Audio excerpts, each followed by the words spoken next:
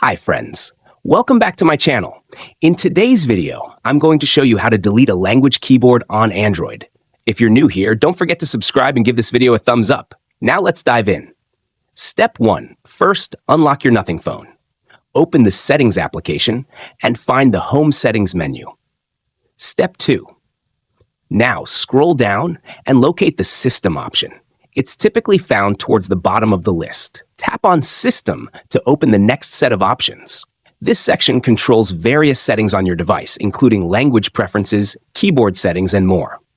Step 3. Next, find the keyboard options. Tap on it, then select On-Screen Keyboard.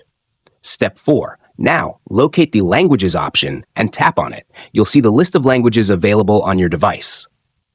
Step 5. For the final and most important step, select the colon symbol, then choose the language you want to delete. Finally, tap Delete to remove the language instantly. If you found this tutorial helpful, don't forget to give it a thumbs up and subscribe to my channel for more great tips. Thanks for watching.